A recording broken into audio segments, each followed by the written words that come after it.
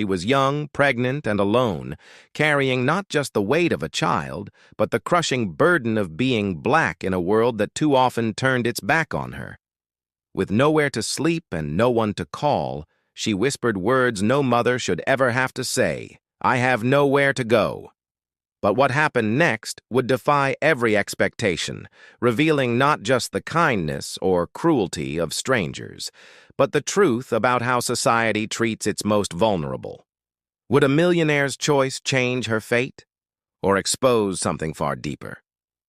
Before the world saw her as a victim, she was simply a woman trying to hold her life together. She worked long hours in a diner, the smell of coffee and fried food clinging to her clothes as she walked home each night. With a baby on the way and barely enough money for rent, every dollar mattered. Every shift felt like survival. Yet despite the exhaustion, she carried hope that maybe tomorrow would be better. But life rarely gave her a fair chance. What she couldn't know was that one desperate night, when the walls closed in around her, her path would collide with someone powerful, and nothing would ever be the same again. The night it all came crashing down was colder than usual. She had spent her last few dollars on bus fare, clutching her stomach as she tried to keep warm. When she returned to her small apartment, the lock had been changed. Her landlord claimed she was late on rent, even though she had paid what she could. But to him, she was just another poor black woman, easy to dismiss, easy to push aside. He didn't care that she was pregnant. He didn't care that she had nowhere else to go.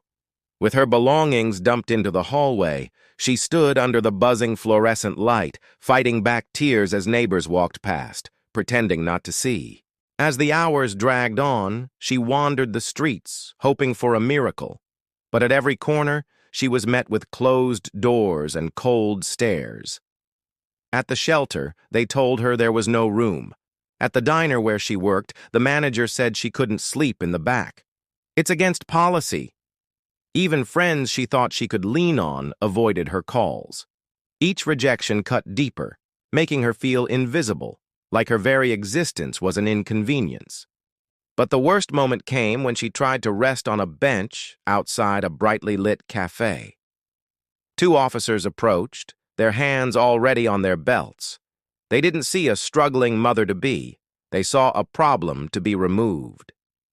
"You can't sleep here," one barked, circling her as though she were a threat.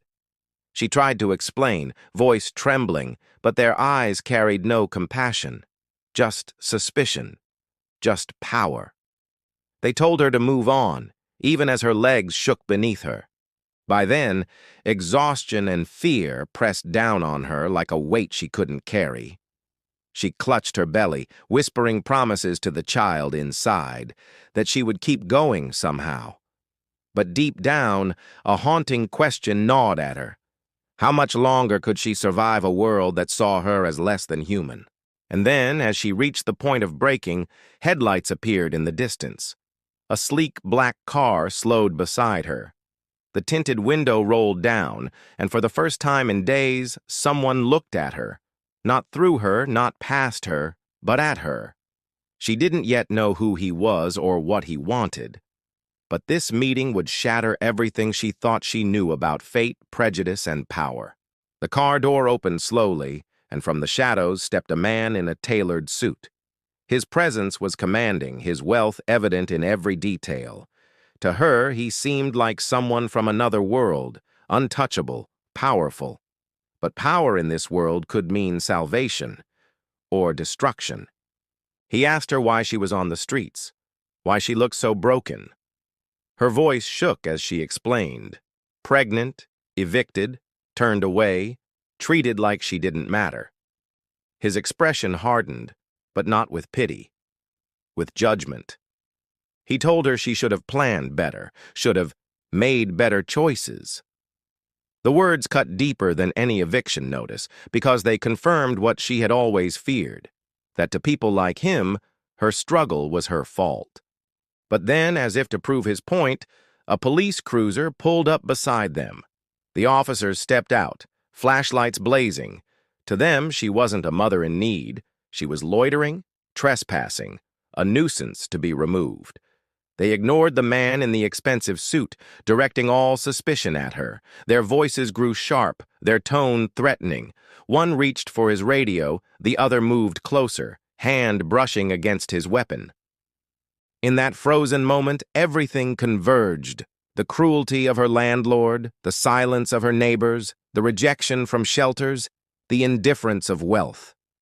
Her heart pounded as she shielded her stomach with both hands. Would her child's first memory be the sound of sirens? Then, the millionaire stepped forward. For the first time, he raised his voice, not at her, but at them. His words carried the weight of authority, and suddenly the officers hesitated. The air crackled with tension. She didn't know if he was about to save her, or simply remind the world that power only listens when it comes from the right skin, the right bank account, the right voice. And in that moment, as fear and hope collided, her life hung in the balance. That night ended without sirens, without handcuffs. The millionaire's presence forced the officers to back down, their suspicion dissolving the moment his authority filled the air. For her, it felt like a miracle, but also a reminder. She hadn't been seen as human until someone powerful stood beside her. The system didn't protect her because she was a mother in need. It protected her because a man with wealth demanded it. In the days that followed, her life shifted. The millionaire offered her shelter, food, even a chance to start over. Yet beneath the gratitude lay an ache that wouldn't fade. Why did it take his voice to grant her dignity? Why was her survival dependent not on her humanity, but on his privilege? This wasn't just her story. It's the story of countless black women forced to fight battles no one should face: eviction, rejection, harassment, while the world looks away. And it asks us an uncomfortable truth. How many lives are lost? How many futures erased?